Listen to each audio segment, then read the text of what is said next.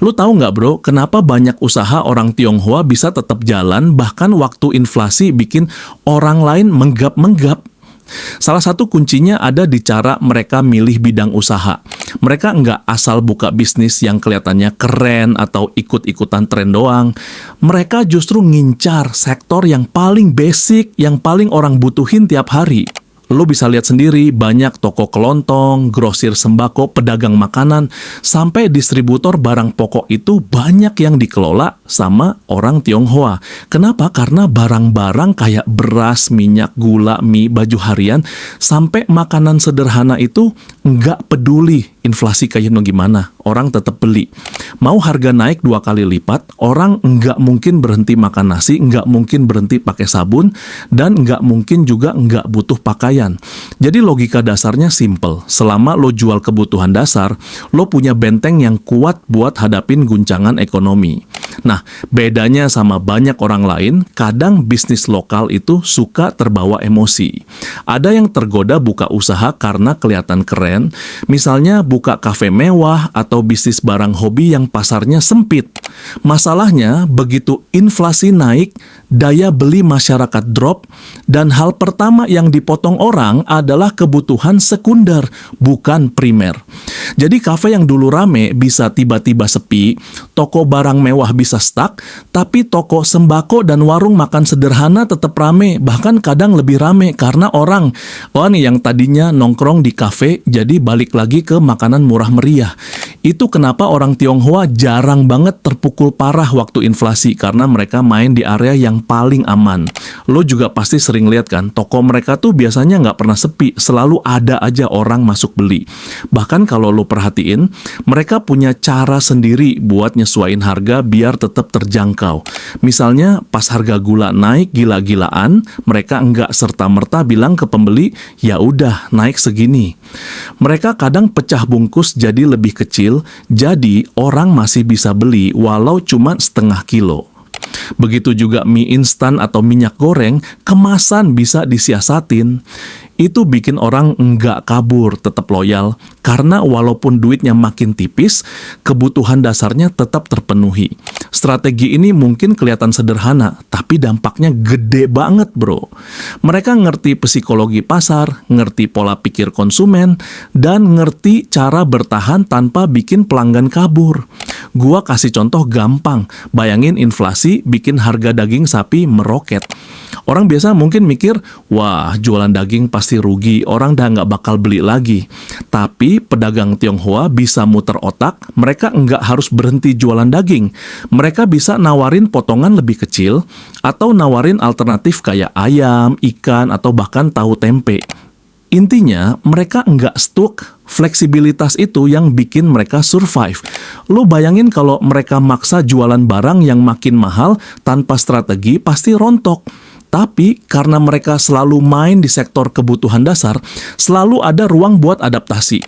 Selain itu, ada budaya yang udah tertanam dari kecil. Anak-anak mereka sering diajarin buat ngerti bisnis keluarga. Dari kecil ikut jaga toko, tahu cara melayani pembeli, tahu cara ngatur stok, tahu cara bedain barang mana yang paling laku dan mana yang cuma numpang lewat. Jadi tanpa harus sekolah bisnis mahal, mereka udah ngerti prinsip supply dan demand, ngerti kapan harus naikin stok, kapan harus nahan, dan kapan harus lepas barang sebelum harga turun. Mentalitas kayak gini bro, bikin mereka lebih tangguh pas ekonomi lagi goncang. Dan lo harus ngerti, fokus di kebutuhan dasar itu bukan berarti bisnis mereka kecil atau terbatas. Justru dari sektor ini mereka bisa bangun jaringan gede. Misalnya punya toko kelontong kecil, lalu berkembang jadi grosir, dari grosir berkembang jadi distributor, dan akhirnya bisa pegang kontrol di rantai pasokan barang pokok. Jadi jangan remehin toko kecil yang kelihatannya sederhana, karena dari situ bisa lahir perusahaan gede yang punya pondasi kuat. Semua dimulai dari prinsip simple. Jual apa yang orang pasti butuh, bukan apa yang orang pengen doang. Lo juga bisa belajar bro, kalau mau bikin usaha tahan lama, coba pikirin dulu barang atau jasa yang lo jual itu termasuk kebutuhan dasar atau enggak. Jangan cuma mikir margin gede atau keren kelihatannya. Karena dalam kondisi inflasi, daya beli orang bisa ambruk Tapi kebutuhan pokok nggak bisa ditunda. Orang bisa tunda beli sepatu baru, tunda beli motor, bahkan tunda ganti handphone, tapi nggak bisa tunda makan, nggak bisa tunda beli beras, nggak bisa tunda mandi pakai sabun.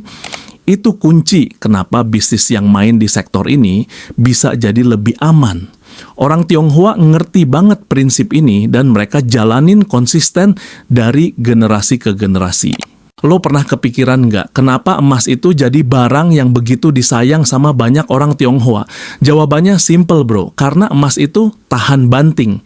Nilai duit bisa anjlok gara-gara inflasi, bisa tiba-tiba separuh nilainya hilang, tapi emas justru cenderung naik kalau ekonomi lagi goyang.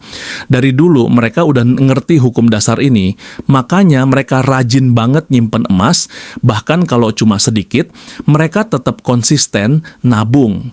Lo bisa lihat, di keluarga-keluarga Tionghoa, emas itu bukan cuma perhiasan buat gaya, tapi juga bentuk tabungan yang paling aman.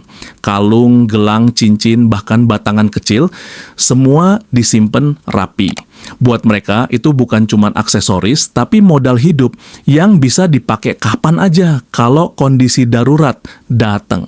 Bayangin bro, inflasi gede bikin harga barang kebutuhan naik gila-gilaan. Duit di dompet lo yang tadinya bisa belanja banyak, tiba-tiba cuma cukup buat setengahnya. Kalau lo simpen duit dalam bentuk kertas, ya jelas nilainya anjlok, tapi kalau lu punya emas, lu bisa jual sebagian, dapat duit segar, yang nilainya justru naik seiring harga emas ikut meroket. Dari situ mereka bisa terus jalanin bisnis, bisa muter modal lagi, bisa tetap belanja stok barang pokok buat toko mereka. Jadi emas itu ibarat pelampung penyelamat waktu badai ekonomi datang. Nggak cuma emas bro, orang Tionghoa juga disiplin banget naruh duit mereka di aset real lain kayak tanah atau properti. Kenapa? Karena mereka percaya tanah itu nggak akan pernah bisa diproduksi ulang. Jumlahnya tetap, dan makin lama makin mahal. Kalau lo punya sebidang tanah, 5 tahun lagi nilainya bisa 2 kali lipat, apalagi di daerah strategis. Properti pun sama, orang butuh tempat tinggal, butuh tempat usaha. Jadi, kalaupun bisnis lagi seret karena inflasi, aset kayak tanah atau ruko masih bisa jadi pegangan, bisa disewain, bisa digadaikan, atau dijual kalau benar-benar butuh modal besar. Dengan begitu, mereka nggak pernah benar-benar kepepet, meski inflasi datang seganas apapun. Bedanya sama banyak orang lain, seringkali kalau dapat untung gede, malah buru-buru dihabisin buat gaya hidup. Beli mobil baru, liburan mahal, atau barang-barang mewah yang nilainya cepat turun. Orang Tionghoa lebih milih tahan diri. Mereka rela tetap pakai mobil lama yang masih jalan, rela hidup sederhana, tapi uangnya dialihin ke emas atau aset yang nilainya bertambah. Disiplin ini bukan hal gampang bro, karena butuh mental kuat buat nggak tergoda pamer. Tapi mereka percaya kalau masa depan lebih penting daripada kesenangan sesaat. Dan hasilnya kelihatan, mereka bisa bangkit lebih cepat setelah krisis, sementara banyak orang lain susah payah mulai dari nol lagi. Lo juga harus paham, kebiasaan ini nggak muncul tiba-tiba. Dari kecil, anak-anak mereka sering diajarin kalau emas itu bentuk simpanan paling aman. Mereka dikasih contoh nyata, misalnya ada cerita keluarga yang bisa buka usaha baru karena emas yang disimpan ibunya dijual di saat kritis. Atau cerita tentang kakek nenek mereka yang bisa bertahan hidup di masa perang karena punya emas yang bisa ditukar makanan. Cerita-cerita kayak gini diturunin dari generasi ke generasi. Jadi mental disiplin simpan emas itu udah mendarah daging. Beda banget sama budaya yang sering ngajarin anak buat cepet puas kalau dapat duit, malah langsung dihabisin. Lo lihat deh toko-toko emas di daerah pecinan nggak pernah sepi. Itu bukan kebetulan, tapi cerminan budaya disiplin mereka. Beli emas dikit-dikit, nggak harus sekaligus banyak. Ada yang tiap bulan nyisihin sedikit keuntungan buat beli cincin atau gelang, ada yang beli batangan kecil, semua konsisten. Karena mereka tahu sedikit demi sedikit lama-lama jadi bukit. Dan emas itu gampang dijual kapan aja, liquid banget. Jadi kapanpun mereka butuh dana segar, tinggal lepas sebagian tanpa harus ribet. Selain itu, aset real kayak properti properti juga punya peran penting. Banyak orang Tionghoa yang kalau dapat keuntungan lumayan gede, langsung mikir buat beli ruko atau lahan kecil. Awalnya mungkin kelihatan berat, tapi mereka sabar. Ruko itu bisa disewain, tanah bisa dipakai buat usaha lain, dan nilainya terus naik. Jadi mereka kayak punya mesin uang pasif yang nggak tergantung kondisi inflasi. Itu kenapa banyak keluarga mereka yang kelihatannya sederhana, tapi ternyata punya banyak aset tersembunyi yang bikin mereka kuat bertahan. Kalau lo mikir, strategi ini kelihatan klasik banget, tapi justru disitulah kekuatannya. Mereka nggak main di spekulasi yang berisiko tinggi, nggak gampang kebawa arus investasi yang lagi tren, tapi nggak jelas arahnya. Mereka main aman, main di barang yang nyata, yang bisa dipegang, yang nilainya jelas. Dan karena disiplin itu dijaga terus makin lama, makin banyak aset yang terkumpul. Bayangin kalau tiap tahun mereka konsisten beli emas atau properti, dalam 10 tahun aja mereka udah punya pegangan kuat yang bisa nurunin risiko inflasi drastis. Jadi bro, kalau lo perhatiin, kombinasi antara dua hal yang gua ceritain tadi itu bener-bener jadi senjata rahasia orang Tionghoa dalam ngadepin inflasi. Di satu sisi mereka fokus banget sama bisnis kebutuhan dasar, sektor yang orang pasti beli walaupun harga melambung tinggi. Di sisi lain mereka juga disiplin banget nyimpen kekayaan dalam bentuk emas dan aset real yang bikin mereka punya pegangan kuat ketika duit kertas makin nggak ada nilainya. Dua strategi ini kayak dua kaki yang bikin mereka berdiri kokoh, nggak gampang goyah walaupun badai ekonomi seganas apapun lewat. Coba lo bayangin skenario nyata. Inflasi gede bikin harga beras, minyak goreng, sama gula meroket. Banyak usaha lain yang berguguran karena daya beli masyarakat drop. Tapi toko kelontong orang Tionghoa masih rame karena orang nggak bisa nggak beli barang itu. Modal buat belanja stok mereka dapat dari hasil penjualan sehari-hari, dan kalau benar-benar lagi kepepet, mereka punya simpanan emas yang bisa dilepas. Emas yang tadinya dibeli waktu harga masih normal, sekarang dijual dengan harga lebih tinggi, duitnya dipakai buat muter stok, usaha tetap hidup. Itu strategi yang kelihatannya sederhana, tapi luar biasa efektif. Lu bisa lihat betapa eratnya hubungan antara cara mereka milih bidang usaha dengan cara mereka nyimpen aset. Lu juga mesti ngerti cara pandang mereka soal uang itu beda, bro. Buat banyak orang, uang kertas dianggap segalanya, padahal nilainya rapuh banget. Buat orang Tionghoa, uang kertas cuma alat sementara, yang lebih penting adalah barang nyata yang bisa dipakai kapanpun. Itu kenapa mereka lebih percaya emas, tanah, atau properti. Bukan berarti mereka anti duit, tapi mereka tahu duit itu harus cepat diputer. Jadi sesuatu yang nilainya awet. Kalau duit dibiarkan nganggur di dompet atau di tabungan biasa, inflasi bisa ngerus pelan-pelan sampai habis. Tapi kalau duit itu dijadiin emas atau tanah, justru bisa jadi lebih berharga dari tahun ke tahun. Pola pikir kayak gini bro, yang bikin mereka selalu selangkah lebih maju. Nah, kalau lo pengen belajar, ada pelajaran gede banget di sini. Pertama, kalau lo mau usaha yang tahan lama, coba fokus ke kebutuhan dasar. Cari barang atau jasa yang orang nggak bisa tunda, meskipun keadaan susah.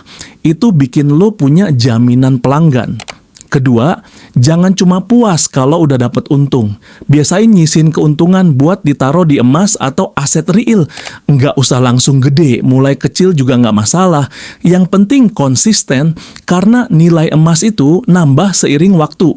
Dan kalau lu punya kesempatan buat punya tanah atau properti, manfaatin, karena itu salah satu aset paling aman sepanjang sejarah.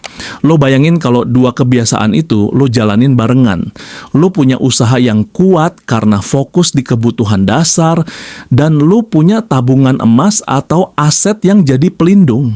Jadi kalau inflasi tiba-tiba datang, lo nggak panik. Usaha lo tetap jalan karena orang masih butuh produk lo, sementara aset lo bisa jadi cadangan buat nutup modal. Itu artinya lo punya ketahanan ganda bro. Dan itu yang bikin banyak orang Tionghoa bisa bertahan bahkan waktu orang lain lagi kelimpungan.